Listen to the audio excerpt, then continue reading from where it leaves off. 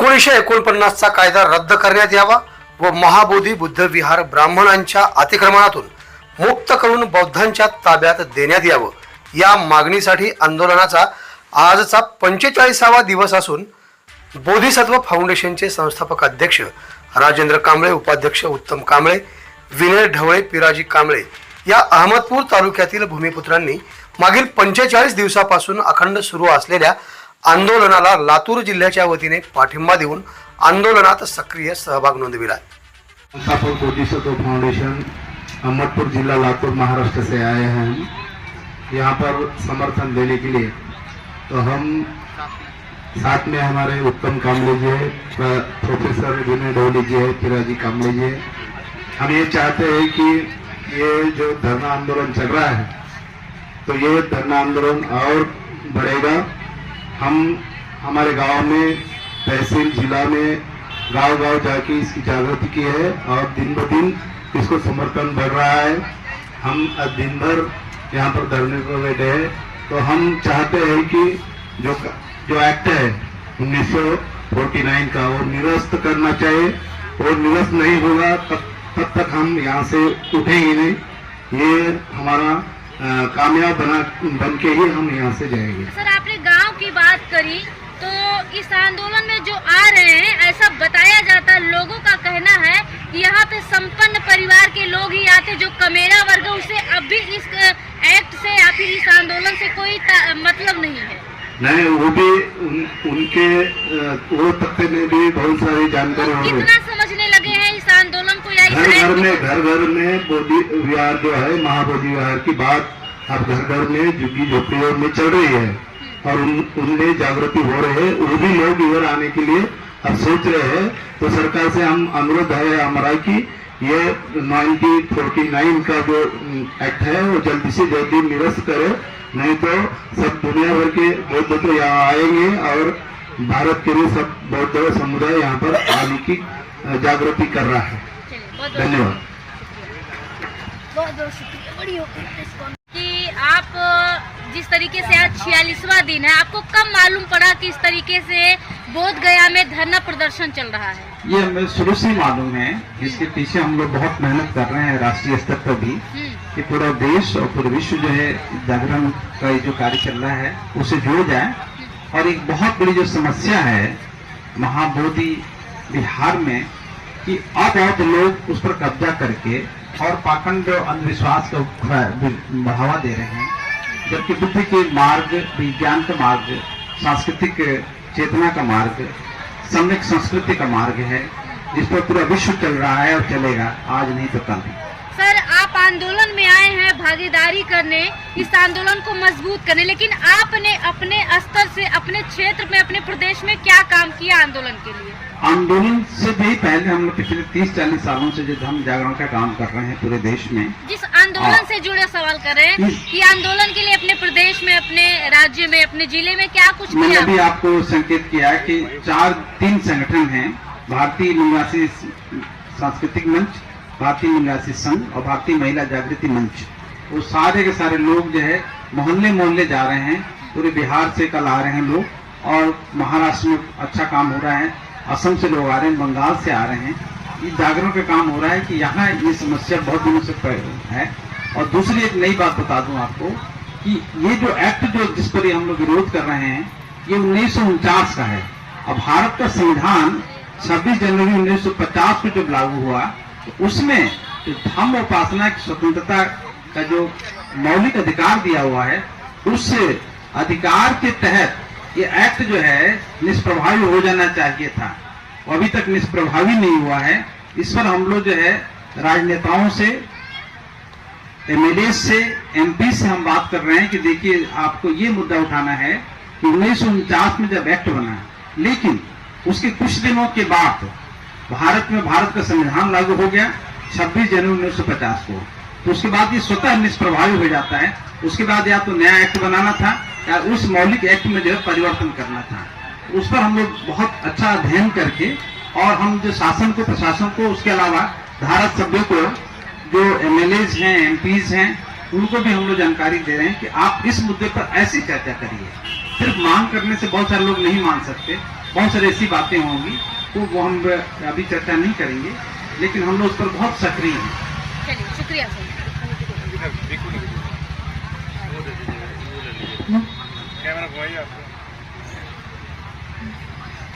जी, हम धरना में बैठे पहले से ही और हमारी मांग है 1949 रद्द किया जाए, निरस्त किया जाए। अगर हम पहले का इतिहास देखें तो पहले का इतिहास में लॉर्ड कनिंघम और अनागारिक धम्मपाल इन्होंने जब केस लड़ी थी तब सुप्रीम कोर्ट के आप स्टेटमेंट देख लीजिए, एकदम स्पष्ट रूप से उनका स्टेटमेंट है कि धर्मस्थल जिस धर्म का हो उनको वो अधिकार दिया जाए, एकदम स्पष्ट स्टेटमेंट है। तो इसका मतलब यही होता है कि जो 1949 जो एक्ट है वो इसके अनुसार, स्टेटमेंट के अनुसार रद्द किया जाए, क्योंकि वो सुप्रीम कोर्ट का पहले ही 2 बार स्टेटमेंट आ गया था।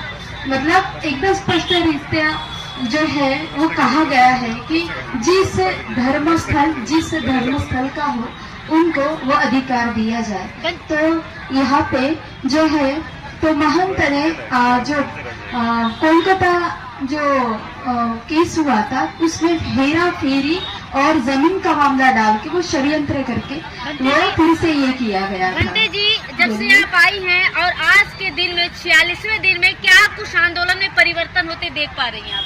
जी, आंदोलन में परिवर्तन मतलब देखिए, विधायक जो है हर एक स्टेट के वो अपना लोकसभा में हो, राज्यसभा में हो, अपना मत दे रहे हैं। केवल एक ही मुद्दा है, 1949 एक्ट निरस्त किया जाए, रद्द किया जाए।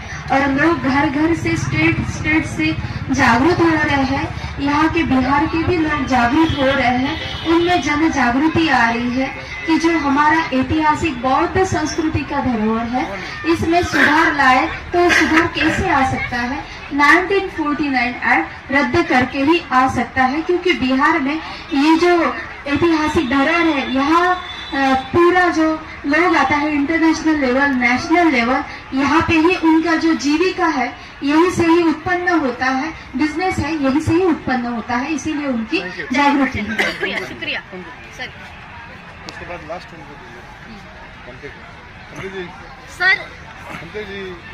सर अपना परिचय बताएं। धर्म प्रकाश, भारतीय बौद्ध, संस्थापक राष्ट्रीय बौद्ध महासभा, XMLC उत्तर प्रदेश। जी पूछिए।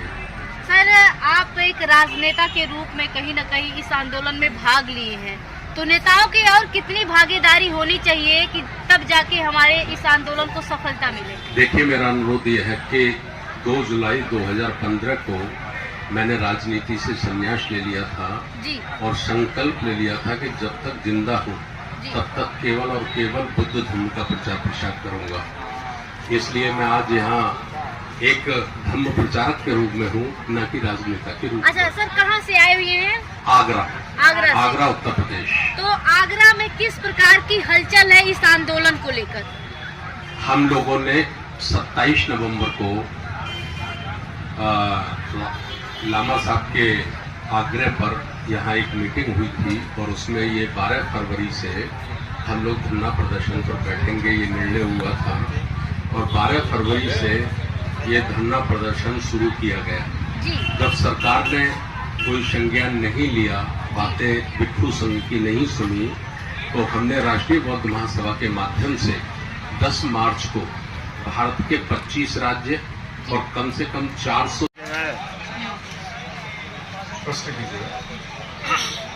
आज 46 दिन हो गया सर जी, कुछ सरकार तरफ से आश्वासन मिला कि नहीं आपको? सरकार के तरफ से आश्वासन तो नहीं, लेकिन सरकार का हलचल मालूम चल रही है। 46 दिन हो गया है। जैसे आपको मालूम है, कल रामदास अठौले जी आए थे, तो उन्होंने कई बात की है प्राइवेटली, लेकिन आज 6 बजे से बैठक है पटना में। हलचल केंद्र में भी है, राज्य में भी है। तो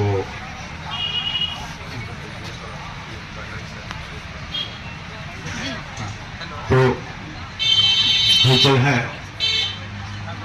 तो आज 6 बजे बात हो रही है, गवर्नर और मुख्यमंत्री से बैठक है, अभी अपडेट मिलेगी हमको। आज फोन आया था। दूसरी बात है, आज सत्यदेव राम जी भी आए थे, जिन्होंने अभी अभी बिहार के विधानसभा में बात उठाई।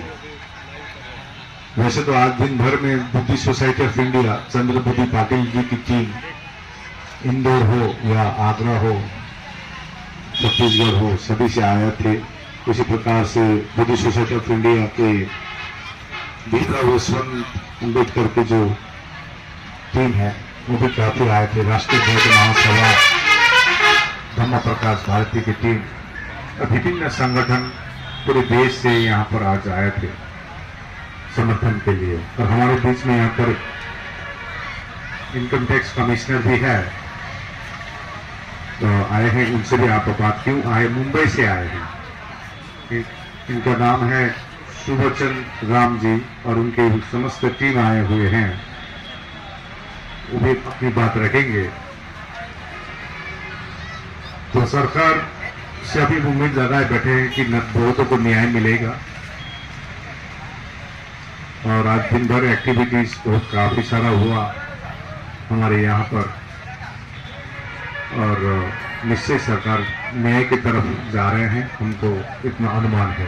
धन्यवाद। तो ये आंदोलन का रुख किधर जा रहा है? रुख तो बहुत अच्छा हो रहा है। 46वां दिन हुआ जी। मैं खाली बोलता हूँ, क्योंकि इससे अच्छा बात हो क्या हो रही है, क्योंकि इससे और हमारे लोग जागृत हो रहे हैं जी। ये तो मेरे को अच्छा लग रहा है, क्योंकि हम तो चाहते थे शुरू दिन से कम जल्द से जल्द इसमें संज्ञान ले, लेकिन सरकार समय ले रही है, तो मतलब इससे हमारी और जागृति हो रही है। बीटी एक्ट 19 क्या है, 49 क्या है, तो ये तो हमारे लिए अच्छा है। तो मैं चाहता हूँ कि हमारे साथ में भिखुनी लोग भी है, नहीं मैं सब बोलता हूँ, भिखुनी जी भी है, वो भी अपनी विचार रखेंगे, उसके बाद अन्य रखेंगे। जी। आज का प्रेस कॉन्फ्रेंस भिखुनी लोग को दे रहे हैं। तरीके से आंदोलन चल रहा है, आज 46वां दिन है, तो जो पूरे देश की भिक्षुणी है उन लोगों का कितना योगदान और कितनी भागीदारी है इस आंदोलन में? देखिए, जिस तरह से महाकालिक बुद्ध ने भिक्षु संघ का निर्माण किया, उसी तरह से भिक्षुनी संघ का भी निर्माण किया। भिक्षुनी भी बुद्ध की विरासत को बचाए हुए हैं, और इसी तरह से भिक्षुओं का भी ये बहुत कर्तव्य बनता है कि जिस तरह से हमारे बहुत वरिष्ठ भिक्षु यहाँ डटे हुए हैं, भिक्षुओं को भी यहाँ डटे रहना चाहिए। और जहाँ भी भिक्षुनियाँ हैं भारत में या भारत से बाहर भी हैं, पहले तो हम भारत की भिक्षुनियों से ही कहेंगे कि जहाँ भी भिक्षुनियाँ हैं वो अपने अपने बिहार छोड़ करके यहाँ इस धरने पर आए, क्योंकि अगर हमारी विरासत बचेगी तो हमारे बिहार बचेंगे। तो हमें पहले अपने महाबोधि बिहार को बचाना है, और उसके लिए हमें न्याय के लिए लड़ना है। और हम उसके लिए यहाँ दिन हो रात हो कैसी भी परिस्थिति हो, हमारे वरिष्ठ भिक्षुजन है, उपासक है, उपासिका है, उनके साथ पूरा का पूरा जो भिक्षुणी संघ है, जो भिक्षुणियाँ हैं, सामनेरियाँ हैं, वो भी डटी रहेंगी। जिस तरीके से यहाँ पे नेताओं के आगमन जारी हो गया है, कभी एमपी आते हैं, कभी मंत्री आते हैं, तो इससे क्या उम्मीदें दिख रही हैं? उम्मीदें हमारी बहुत जाग चुकी है, क्योंकि हमें पूर्ण तरह से विश्वास हो गया है कि अब वो दिन दूर नहीं है कि हमारा महाबोधि विहार हमारे पास होगा और हम अपनी विरासत के वारिस होंगे।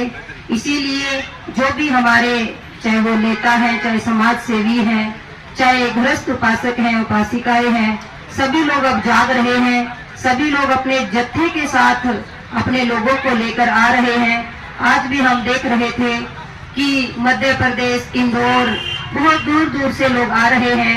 बहुत ही, कोई बस लेकर आ रहा है, कोई ट्रेन के माध्यम से आ रहा है, कोई किसी माध्यम से आ रहा है।